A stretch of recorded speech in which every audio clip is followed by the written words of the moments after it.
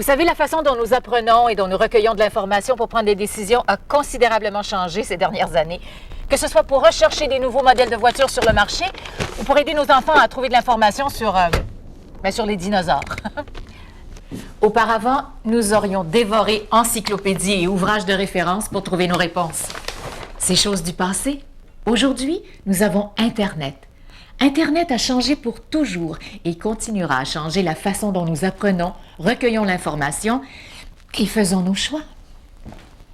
Qui va pouvoir lui répondre ou le référer à une ressource où il peut à ce moment-là trouver l'aide qu'il faut. Il existe enfin un site web vers lequel les Canadiens et Canadiennes peuvent se tourner pour obtenir des renseignements crédibles et dignes d'autres sur la santé, une alimentation saine, le cancer, une vie saine. Il s'appelle le Réseau canadien de la santé. www.réseau-canadien-santé.ca. Si je cherche de l'information sur la santé et que j'entre le mot « santé » dans ce moteur de recherche, il me dit qu'il existe des milliers de sites web sur la santé. De nos jours, les gens n'ont pas le temps de visiter autant de sites web. Si vous le faisiez, vous trouveriez que le principal objectif d'un bon nombre d'entre eux est de vous vendre quelque chose. Certains de ces sites sont commandités par des entreprises ou des organisations étrangères. Plusieurs proviennent d'autres pays et sont totalement différents en ce qui a trait aux soins de santé. Et en naviguant à l'aveuglette, on se retrouve parfois devant des renseignements tout simplement erronés, ce qui pourrait être néfaste. Santé Canada a reconnu le besoin d'établir un site web exclusivement canadien et profondément différent, diffusant des renseignements de haute qualité sur la santé auxquels les Canadiens et Canadiennes peuvent se fier. C'est pourquoi le ministère a fourni le financement, le personnel et les ressources pour créer le Réseau canadien de la santé. Lorsque Santé Canada a entamé les pourparlers avec des partenaires éventuels, le Réseau canadien de la santé n'était encore qu'un concept, le germe d'une idée. Par son appui financier et son soutien, Santé Canada a permis à ce germe de croître. Ce sont les centaines de partenaires d'un océan à l'autre qui ont aidé le RCS à croître, à s'épanouir et à devenir ce qu'il est aujourd'hui, un des partenariats les plus uniques au monde. The Canadian Health Network is a one-stop shopping portal, in a sense, to credible health information that's Canadian, that represents a broad spectrum of Canadian organizations, and that's information you can count on, you can take to your physician, you can take to another health professional, and say, this is what I got off the internet, it's from the Canadian Health Network, and I know my stuff, and I can trust this, and I can work from this foundation of knowledge. And I think that's the key thing about the Canadian Health Network.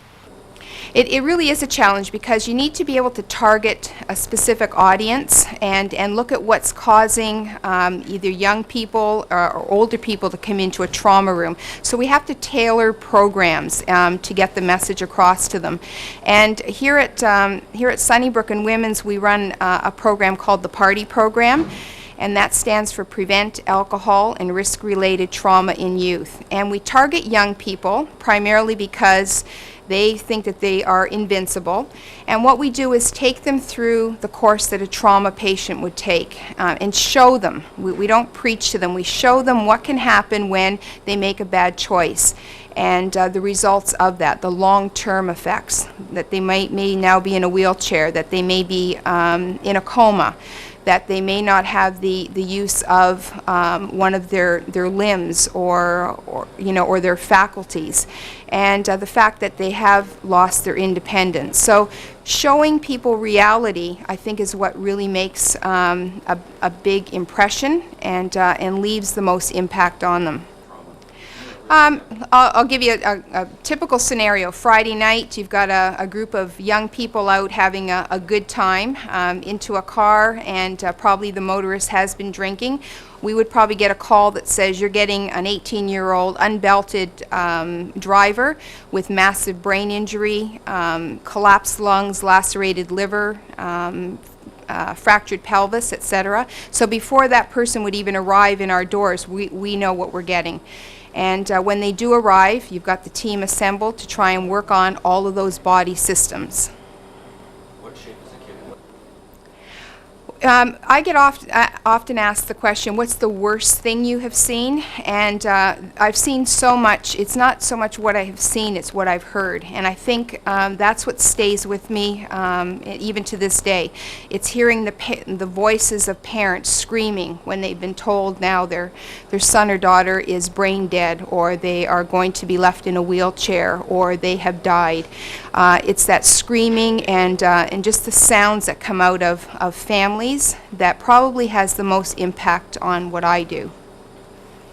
This is what I would be looking for in a site that's related to health information. It has to be a trusted source, it has to be credible, and overall, it should be Canadian information.